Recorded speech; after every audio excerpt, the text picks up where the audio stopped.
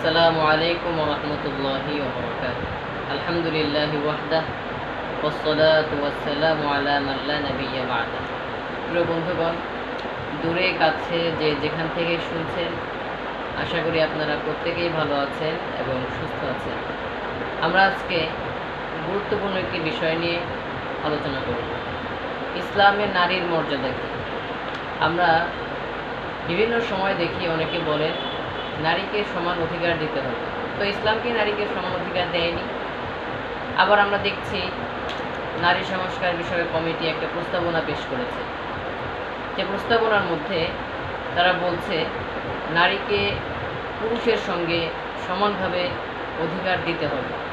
এমনকি তারা এই কথা বলেছে যে আমরা ধর্মীয় দিকে লক্ষ্য না করে, অর্থাৎ ধর্মীয় কোনো বিষয় আমরা টেনে আনবো না এখানে, বা ধর্মীয় দৃষ্টিকোণ থেকে আমরা দেখছি না, মানবিক দৃষ্টিকোণ থেকে আমরা দেখব যেগুলো আমাদের কাছে নারীর সঙ্গে বৈষম্য মনে হচ্ছে, সেক্ষেত্রে আমরা নারীর বৈষম্য দূর করে তাকে পুরুষের সঙ্গে সমান অধিকার দেওয়ার চেষ্টা করব। তো এটা তো আসলে একটা অবান্তর কথা, অযৌক্তিক কথা। তারা কি বলছে? তাদের কাছে যেটা মনে হচ্ছে বৈষম্য। তো ইসলাম কি বৈষম্য রেখেছে নাকি? ইসলাম তো কখনোই বৈষম্য রাখেনি।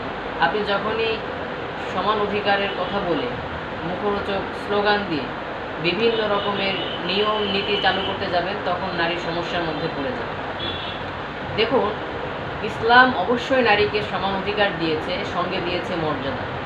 কিন্তু পশ্চিমা বিশ্বের যে স্লোগান, যে মুখরোচক স্লোগান নারী স্বাধীনতা, নারীকে সমান অধিকার, এর অন্তরালে নারীর জন্য ভয়ঙ্কর অনেক কিছুই লুকিয়ে রয়েছে। প্রিয় বন্ধুগণ, ইসলাম নারীকে যে মর্যাদা দিয়েছে, সমান অধিকার দিয়েছে, এটা অতুলনীয়। আর পশ্চিমা বিশ্ব যে নারী স্বাধীনতা বা নারীদের সমান অধিকারের কথা বলে, ওরা মূলত নারীদের উপরে অতিরিক্ত দায়িত্ব চাপিয়ে দিতে চায়। ইসলাম নারীকে পুরুষকে সমান অধিকার দিয়েছে, নারীকে দিয়েছে অতিরিক্ত মর্যাদা। আর পুরুষ যেহেতু তারা সক্ষম, তারা মেয়েদের থেকে বেশি শক্তিশালী, মেয়েদের থেকে অবকাঠামো ভিন্ন, পরিশ্রমী, এজন্য পুরুষের উপর আল্লাহ তাআলা অতিরিক্ত দায়িত্ব চাপিয়ে দিয়েছেন, যে দায়িত্ব নারীকে দেয়নি। তো আপনি এখন বলবেন নারী এবং পুরুষকে সমান অধিকার ইসলামে দেয়নি, এটা ভুল কথা। সমান অধিকার দিয়েছে, কিন্তু সমান দায়িত্ব দেয়নি। ইসলাম পুরুষকে যে দায়িত্ব দিয়েছে, নারীকে সে দায়িত্ব দেয়নি। দেখুন, আল্লাহ তাআলাই আমাদেরকে সৃষ্টি করেছে, তো নারী পুরুষ ভেদাভেদ করে আল্লাহ তাআলা কেন সৃষ্টি করেছেন? নিশ্চয়ই তাদের মধ্যে পার্থক্য রয়েছে।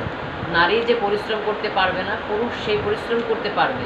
অতএব পুরুষকে আল্লাহ তাআলা অতিরিক্ত দায়িত্ব দিয়েছেন। এর মানে আপনি এটা বলবেন না যে নারী পুরুষকে ইসলাম সমান অধিকার দেয়নি। ইসলাম অবশ্যই সমান অধিকার দিয়েছে। কোন জায়গায় দেয়নি? ইবাদতের ক্ষেত্রে, জ্ঞানের ক্ষেত্রে, বৈবাহিক ক্ষেত্রে, পরকালীন ক্ষেত্রে, সব জায়গায় ইসলাম পুরুষ নারীকে সমান অধিকার দিয়েছে। ইসলামের পূর্ব যুগে নারীদেরকে মাটিতে পুঁতে ফেলা হতো জীবন্ত। ছোট্ট বাচ্চা যখন পৃথিবীতে ভূমিষ্ঠ হতো, আল্লাহ তাআলা কুরআনুল কারীমে বলেন, ওয়াইদাল মাউউদাতু সুইলাত বিআইয়ি যামবিন কুতিলাত। পুঁতে রাখা কন্যাদেরকে জিজ্ঞেস করা হবে, কেন তোমাদেরকে হত্যা করা হয়েছিল?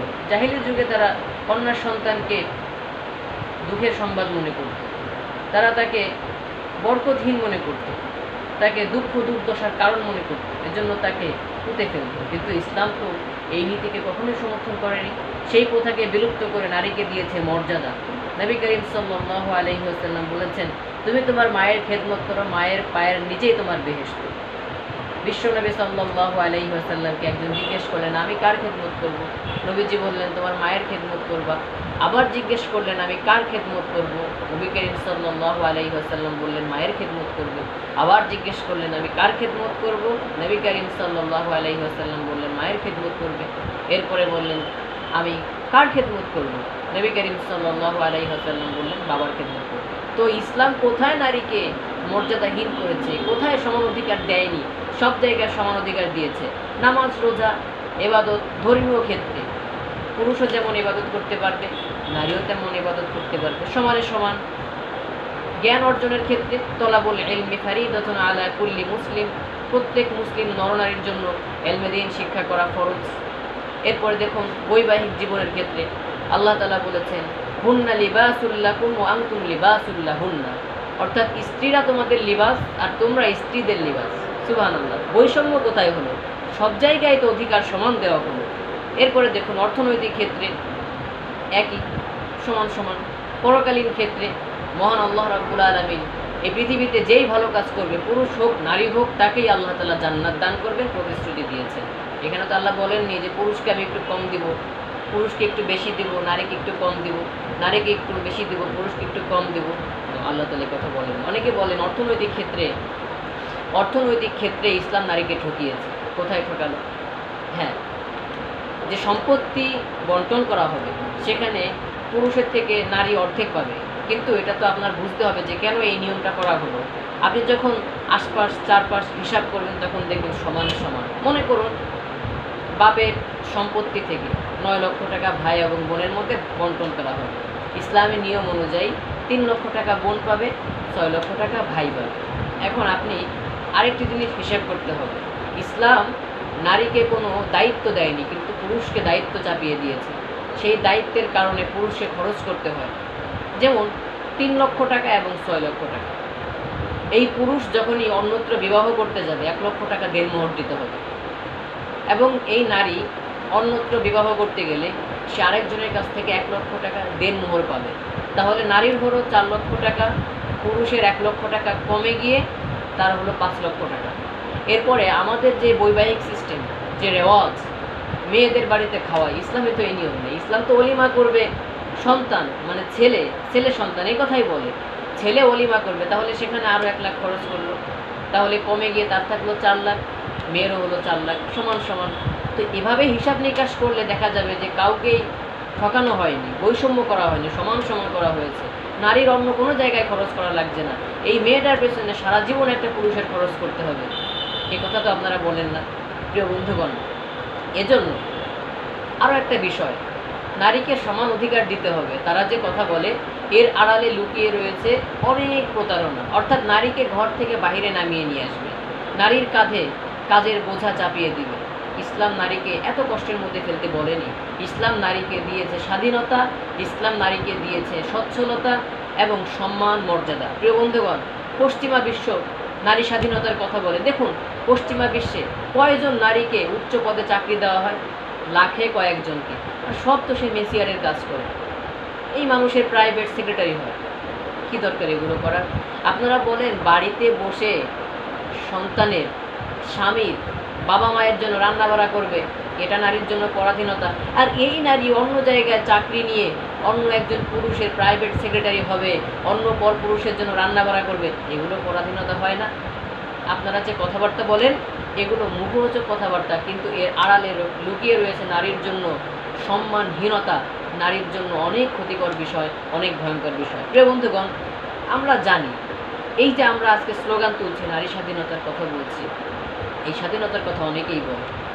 আমরা সোভিয়েত ইউনিয়নের সাবেক রাষ্ট্রপতি মিখাইল গর্বাচেভ, তিনি একটি বই লিখেছেন, প্রোস্ট্রাইকার, প্রসিদ্ধ বই। এই বইয়ে স্ট্যাটাস অফ নারী, নারীর মর্যাদা শিরোনামে তিনি একটি কথা লিখেছেন পশ্চিমা বিশ্বে নারীরা কর্মসংস্থানে আসার ফলে উৎপাদন বেড়েছে, অর্থনৈতিক সক্ষমতা বেড়েছে, অর্থনৈতিক ক্ষেত্রে সচ্ছলতা বেড়েছে, কিন্তু পারিবারিক অবকাঠামো নষ্ট হয়েছে। এজন্য তিনি বলেন, আমি চেষ্টা করছি যেন এই নারীদেরকে ঘরের বাহির থেকে আবার ঘরে ফিরিয়ে নিয়ে আসা যায় এবং পারিবারিক অবকাঠামো আবার সুস্থতায় ফিরিয়ে নিয়ে আসা যায়। এটা তার বক্তব্য। এজন্য মুখরোচক কথাবার্তা বলে আমরা লালায়িত না হই, আমরা যৌক্তিক আলোচনা করি, কোরআন হাদিসকে বিবেচনা করার চেষ্টা করি। আল্লাহ রাব্বুল আলামিন নারীদেরকে মর্যাদা বৃদ্ধি করুন এবং তারা যে সমান অধিকারের কথা বলছে এই সমস্ত প্রতারণামূলক স্লোগান থেকে, প্রতারণামূলক কর্মকাণ্ড থেকে আমাদেরকে বিরত রেখে নারীদের সঠিক অধিকার এবং মর্যাদা বাস্তবায়ন করার তৌফিক দান করুন। ওয়া আখিরু দাওয়ানা আলহামদুলিল্লাহি রাব্বিল আলামিন।